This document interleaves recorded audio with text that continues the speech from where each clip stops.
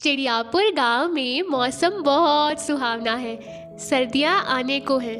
आने वाले मौसम के लक्षण अभी से दिखने लगे हैं। सुबह का समय है। रूपा काकी के बच्चे आज ज़रा देर से उठे हैं, तो रूपा काकी का मूड ज़रा बिगड़ा हुआ है। वो लकड़ी लिए अपने बच्चों को स्कूल छोड़ने जा रही है। आगे बच्चे हैं और पीछे रूपा काकी।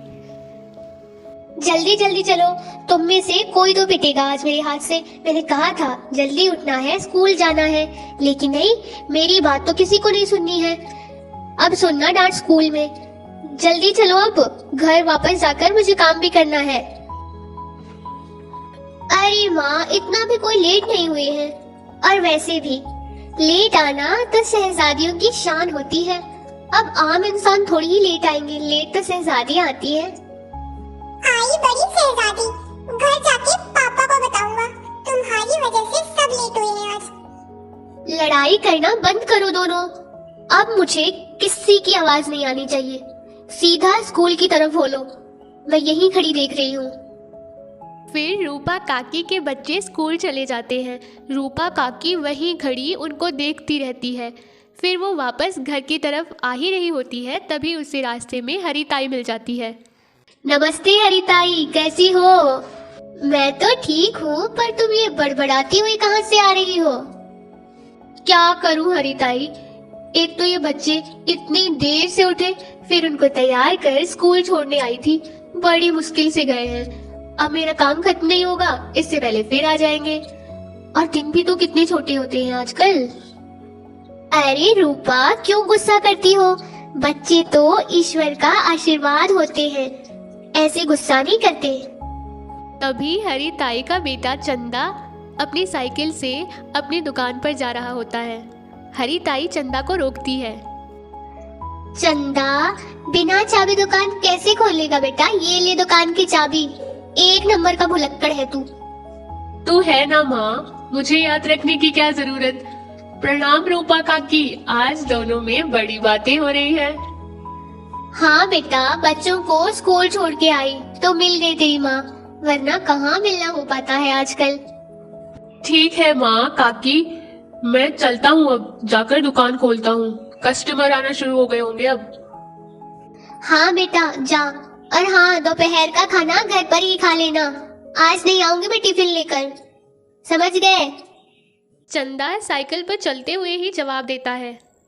हाँ माँ, आ जाऊंगा दोपहर में खाना खाने। फिर हरी ताई और रूपा काकी अपने अपने घर चली जाती हैं। वहीं चंदा जाकर अपनी दुकान खोलता है, दुकान की सफाई करके पूजा करता है, और बैठता ही है तभी एक चिड़िया वहाँ आती है, जिसे पहले उसने कभी नहीं देखा है। चंदा कुछ बोल पाता उससे पहले ही वो चंदा की दुकान में घुस आती है और सामान देखने लगती है। ये चॉकलेट कितने की है? ये तो 20 रुपए की है, पर तुम अंदर कैसे चली आई? कौन हो तुम? नाम क्या है तुम्हारा? इतनी भी कोई अच्छी नहीं है चॉकलेट जो 20 रुपए की दे रहे हो। और ये कैसा बेतुका सवाल है? कौन हो तुम? दिख नहीं रहा मैं चिड़िया हूँ, और नाम बताना मैं जरूरी नहीं समझती। आई समझ? कितनी बदतमीज हो तुम। जल्दी बताओ तुम्हें क्या चाहिए। सुबह का टाइम है और भी कस्टमर है मेरी दुकान पे, उनको भी हैंडल करना है। तुम ही नहीं हो एक। तुम्हारी दुकान में तो ऐसा कुछ है भी नहीं जो चकोर को पसंद आए। जा रही हूँ मैं, घटिया दुकान और उससे भी घटिया दुकानदार। ये कह के चकोर वहाँ से चली जाती है। अजीब चिड़िया है, पहले तो जबरदस्ती मेरी दुकान में घुस आती है, फिर मुझे और मेरी दुकान को एक घटिया बताकर ऐसे चली जा रही है जैसे तो खुद कहीं की शहजादी हो। ऐसा कह के चंदा और कस्टमरों को सामान देता है। आज रोज से ज्यादा भीड़ है दुकान में। ऐसे भागम भाग में दोपहर हो जाती है, और दोपहर में चंदा फिर अपनी साइकिल से घर खाना खाने निकल जाता है और दुकान पर अपने मुनीम रमेश को छोड़ जाता है। सुन रमेश, किसी को उधार मत देना, ले तो जाते हैं उधार, फिर देने में उनको मौत आती है। ये कह के चंदा अपने घर की ओर खाना खाने चला जाता है। वहीं चकोर इस गांव में नई नई आई है। वो रहने के लिए ठिकाना ढूंढ रही है। वो सबसे पहले बुलबुल के घर जाती है। बुलबुल, क्या मैं तुम्हारे घर में किराए पर रह सकती हूँ? अरे बिल्कुल नहीं, मेरा घर तो पहले ही बहुत छोटा है। मैं और मेरे 3 बच्चे रहते हैं यहाँ, तो उतनी जगह तो नहीं है कि हम सब साथ रह पाए।